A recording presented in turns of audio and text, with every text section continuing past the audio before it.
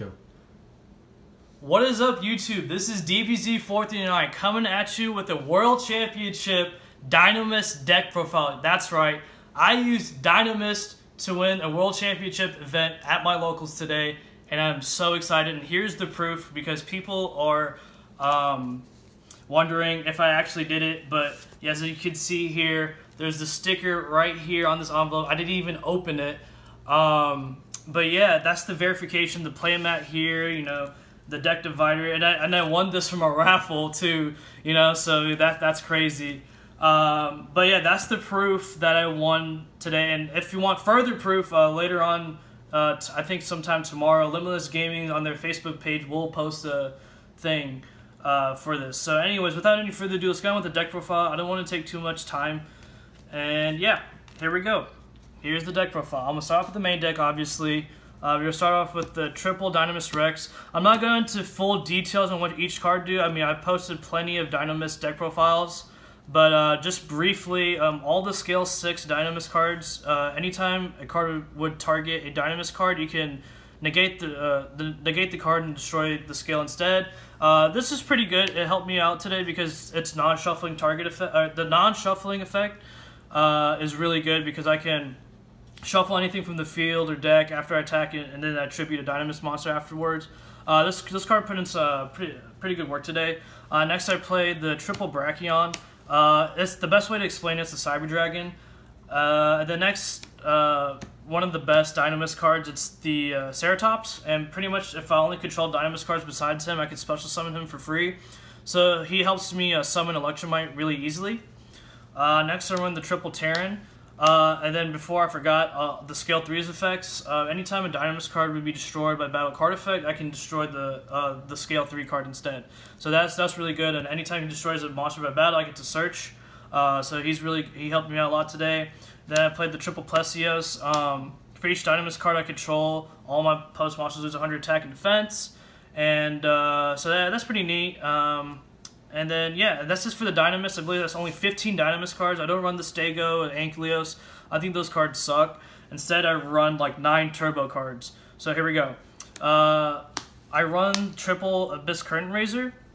For multiple reasons, it helps summon your Electromite faster. It's a scale 7, so you're able to pendulum summon everything. And it's a level 4, so you can make your rank 4 plays. Next, I run the triple Magical Abductor. Now, this card is really good. Anytime, you know, a spell card's activated, getting to spell counter, and once it gets 3, you get to search. So it's just a free plus card.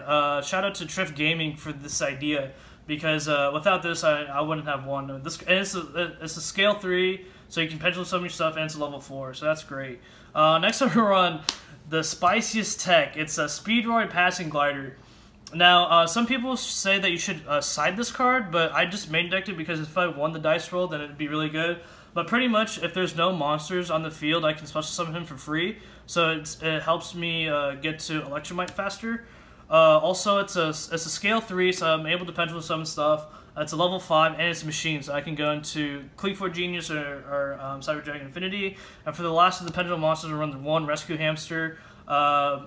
This card just is so good. You know, when you normal summon, you can tribute to target something from your extra deck and special summon 2 copies and just pop off from there.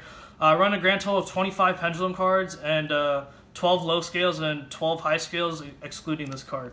So that's it for the pendulum monsters. And now for the rest of the hand traps, I guess you could say. I run the triple Veiler. Yes, they're common. They're not supers. I do have supers, but they're in my other deck right now. But yeah, triple Veiler and double Ghost Ogre. These are the only hand traps I play. I don't play Ash. I don't play Droll. I don't play any of those super expensive cards. These are the hand traps that you only need. Ghost Ogre you can play during either play's turn, and Veiler you can resolve multiple times. And this is, in fact, this is probably better than Impermanence, honestly. So anytime I go second, it's really not a big deal because I have my hand traps. So that is it for the monsters. I think it's a grand total of 30 monsters. And now for the spells. I run the Heart and Soul of the deck, Dinomist Charge. Allows me to search a Dinomist when activated, and then once during turn, when the Dinomist card gets sent to the extra deck, I'm able to recur it. So that's really helpful. Then I play the triple Desires. Quite honestly, I resolved this card so many times, I've lost count. It's so good. In fact, anytime I resolved it, I don't even look at the cards I banished. Just the +2 is really good. and you want to see this card as soon as possible. That's why I run Triple Desires, and then last I run the one Upstart Goblin. I usually side it out games 2 and 3 because you don't want to give the life because of the time rules and stuff. But you want to run different named spell cards, and this is the perfect lineup because of Magical Abductor, so you can be able to resolve her effect. So that's 7 spells. That's it for the spells. And last, I only run 3 traps, and it's probably the MVP of today, and that is Triple Dinomist Howling. This card is absolutely broken. Pretty much, if I don't have scales, I can set scales from my deck and then set the scales straight up. And then during either player's turn, I contribute a Dinomist card to bounce any card on their opponent's side of the field. So this card, not only does it set up scales, but it can like bounce stuff on your opponents and interrupt their plays. And it literally was the MVP. This card was so good. But yeah, that's it for the main decks. 40 cards. I guess we'll go on with the side deck. So we run the triple sphere mode. My biggest matchup problem is probably Gouki Knightmares. So I dedicated my side towards Gouki Knightmares. So yeah, triple sphere modes. You do need your normal summon, but you can pendulum summon your special summon, pendulum summon. So that's really good. Next I run double spell canceller. Didn't come up too much today, but in theory it's good. Against Sky Strikers, if you play this card, it shuts them down, and also it's searchable off of Cleave Genius, so that's pretty cool. Then I run the double Cyber Dragon. It's really good because it can help go to Mega Fleet.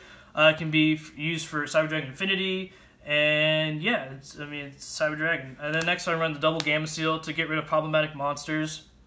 I only sided it against like the non-Gouki Knightmare matchups, just to get rid of cards like Mecha Bun, all that stuff. And then run the one Dark Hole. If you have Regeki, obviously play it, but I'm playing like a budget build.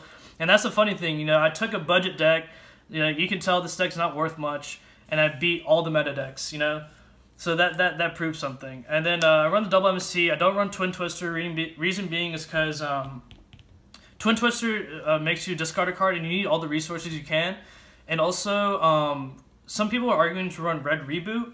The problem with Red Reboot is that I think Red Reboot's only good if you're able to OTK your opponent. And this deck, it can OTK at times, but for the most part it doesn't. So that's why I just run the double MST for back row stuff. And then lastly, I run the triple Blackhorn. Now, ideally you'd want to run the strikes, but since life point is such an issue with the new time rule and stuff, I decided to play this card. And I only resolved it once today. Now, I didn't side it in too much going first. But yeah, in theory, it's supposed to be good. So yeah, that's it for the side deck, and now for the extra deck. I run the one Electromite, one Cleave Genius, and one Mr. Starboy. That's right, guys. I only run the one Electromite. I know some people were like, oh, in the world's ban list, you're only allowed to run one of him. But even before that, I've always been running one of him. This card is such a turbo card. It helps, make nasty boards. I never went into these two cards. The only Link monster I went into was this guy, believe it or not. But yeah, he can help search stuff and negate stuff, especially anti-spell figurants. And then this card gives you the power boost to OTK. Next, I run the one Mega Fleet for Cyber Dragon. Then the double Infinity, and then double Nova. People will argue with me why you're running two of these. This is the best rank 5, hands down. You don't need to run like Volcasaurus or any of that. You need, there are so many times where I went to 2 Infinities in one duel, so that's really good. It's one of the best cards in the game. Next, I ran the Bahamut Shark and Toad. I never went into this, but before I go into this all the time, you can have a board where you have Toad and Infinity with Bahamut Shark.